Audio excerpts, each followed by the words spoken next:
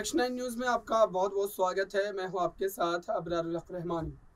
अरविंद केजरीवाल अब देश की सियासत में अपने आप को राष्ट्रीय स्तर पर स्थापित करने की कोशिश कर रहे हैं और इसी कोशिश का एक नतीजा है कि आप देखिए कि लगातार देश के अलग अलग राज्यों में उनकी पार्टी का विस्तार होता जा रहा है।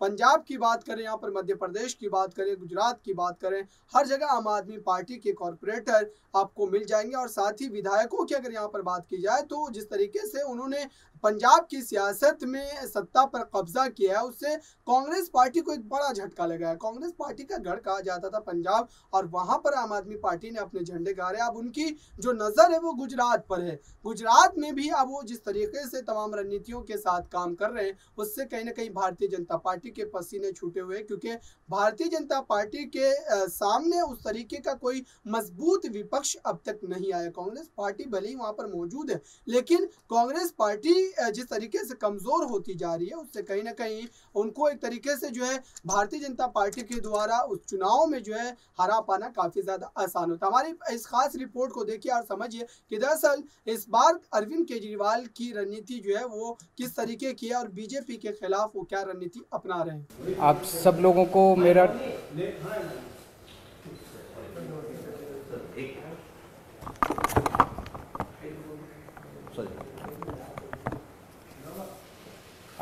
को मेरा नमस्कार, सबको मेरा प्रणाम। हम सब लोग देख रहे हैं कि हमारी अर्थव्यवस्था, भारतीय अर्थव्यवस्था की स्थिति बहुत अच्छी नहीं है। भारतीय अर्थव्यवस्था काफ़ी नाजुक दौर से गुज़र रही है। हम सब लोग देख रहे हैं कि किस तरह से डॉलर के मुकाबले में रुपया दिन प्रतिदिन कमज़ोर होता जा रहा है, और इन सब चीज़ों की मार हमारे देश के एक आम आदमी को भुगतनी पड़ती है। ऐसा क्यों है कि आज भी भारत एक विकासशील देश है। 75 साल हो गए आज़ादी को, आज भी विकासशील देश, गरीब देश माना जाता है। हम सब चाहते हैं कि भारत विकसित देश बने, हम सब चाहते हैं कि भारत अमीर देश बने, और हम सब चाहते हैं कि हर भारतवासी, भारत का हर परिवार अमीर परिवार बने।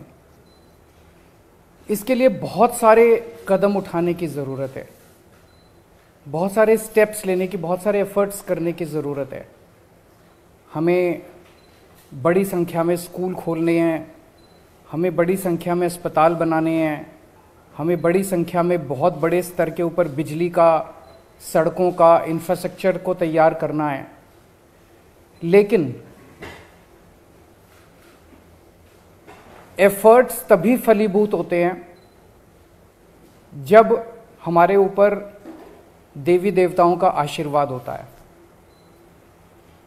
एफर्ट्स करने चाहिए, हम सब लोग अपनी अपनी ज़िंदगी में एफर्ट्स करते हैं, लेकिन हम कई बार देखते हैं कि एफर्ट्स कर रहे हैं, नतीजे नहीं आ रहे। उस वक्त लगता है कि अगर देवी देवताओं का आशीर्वाद हो तो एफर्ट्स फलीभूत होने लगते हैं, एफर्ट्स के नतीजे आने लगते हैं। परसों दिवाली थी। दिवाली पे हम सब लोगों ने अपने अपने घर पे श्री गणेश जी और श्री लक्ष्मी जी का पूजन किया। हम सब लोगों ने भगवान से सुख शांति की प्रार्थना की। हम सब लोगों ने अपने अपने परिवार के लिए, देश की समृद्धि के लिए प्रार्थना की। हम ये भी देखते हैं कि जितने बिजनेस करते हैं, व्यापारी हैं, इंडस्ट्रियलिस्ट्स हैं, सब लोग अपने अपने यहाँ अपने कमरे में ज़रूर लक्ष्मी जी की और गणेश जी की मूर्ति लगा के रखते हैं, और रोज़ सुबह काम शुरू करने के पहले उनकी पूजा करते हैं। आज मेरी केंद्र सरकार से, प्रधानमंत्री जी से अपील है, भारतीय करेंसी के ऊपर एक तरफ गांधी जी की तस्वीर है, वो वैसे ही रहनी चाहिए, लेकिन दूसरी तरफ श्री गणेश जी की और श्री लक्ष्मी जी की तस्वीर भारतीय करेंसी के ऊपर लगाई जाए। जैसा मैंने कहा कि हमें अपनी अर्थव्यवस्था को सुधारने के लिए, भारत को आगे तरक्की देने के लिए बहुत सारे एफर्ट्स की ज़रूरत है। लेकिन उसके साथ साथ देवी देवताओं के आशीर्वाद की भी ज़रूरत है। अगर भारतीय करेंसी के ऊपर एक तरफ गांधी जी की तस्वीर है वो एज इट इज़ रहे, दूसरी तरफ अगर लक्ष्मी जी की और गणेश जी की तस्वीर होगी तो इससे पूरे देश को उनका आशीर्वाद मिलेगा। लक्ष्मी जी को समृद्धि की देवी माना गया है, गणेश जी जितने विघ्न होते हैं उनको हरने वाला, उनको देवता माना गया है, विघ्न दूर करने वाला देवता माना गया है। तो उन दोनों की तस्वीरें उसके ऊपर लगनी चाहिए। हम ये नहीं कह रहे कि सारे नोट बदले जाएं, लेकिन जितने फ्रेश नोट्स छपते हैं, अभी जो नोट्स हैं वो एज इट इज़ रहें, लेकिन जो हर महीने फ्रेश नोट छपते हैं वो फ्रेश नोट्स के ऊपर ये शुरुआत की जा सकती है और धीरे धीरे करते करते सर्कुलेशन में काफ़ी मात्रा में ये वाले नए नोट आ जाएंगे।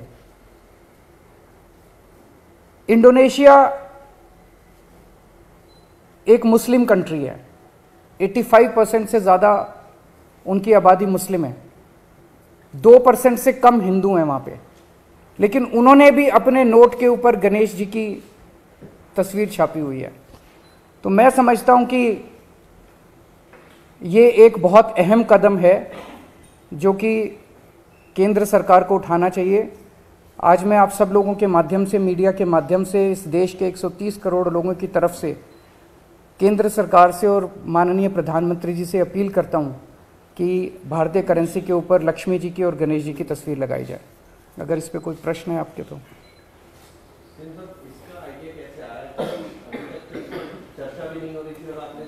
अभी परसों दिवाली का जब पूजन कर रहे थे तो उस वक्त मन के अंदर एक भाव आया, उस वक्त मन के अंदर एक ये बहुत स्ट्रांग भाव आया कि अगर भारतीय करेंसी के ऊपर अगर ऐसा हो, हम सब लोग पूजन करते हैं, सब लोग भाव से पूजन करते हैं, तो अगर भारतीय करेंसी के ऊपर भी ये हो, मैं ये नहीं कह रहा ये करने से मात्र से केवल अर्थव्यवस्था सुधरेगी, बहुत सारे एफर्ट्स करने की ज़रूरत है, लेकिन वो एफर्ट्स तब फलीभूत होते हैं जब देवी देवताओं का आशीर्वाद होता है।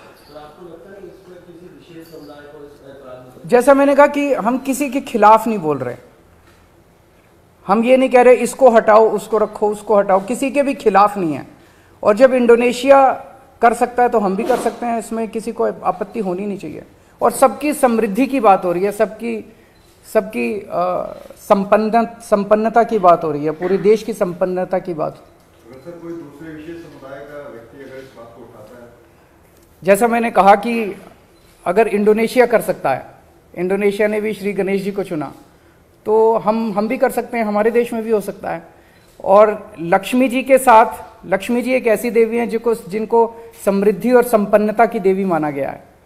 तो आपने देखा हमारी इस खास रिपोर्ट को। इस रिपोर्ट के माध्यम से आप ये बात समझ गए होंगे कि दरअसल अब प्रधानमंत्री नरेंद्र मोदी के लिए एक बड़ी चुनौती के रूप में उभरता हुआ नेता अगर कोई है इस देश में अभी, तो अब अरविंद केजरीवाल है। और अरविंद केजरीवाल ने खुद को इस बात के लिए साबित भी किया है। फिलहाल देखते आने वाले विधानसभा चुनाव में अरविंद केजरीवाल के इन तमाम सियासी दावों का क्या असर होता है, क्या जनता उनको अपने सिराखों पर बैठाती है या फिर बीजेपी के साथ जाना पसंद करेंगे। इस खास कार्यक्रम में बस इतना ही। देखते रहिए ताज़ा तरीन खबरों के लिए नेक्स्ट न्यूज़ को।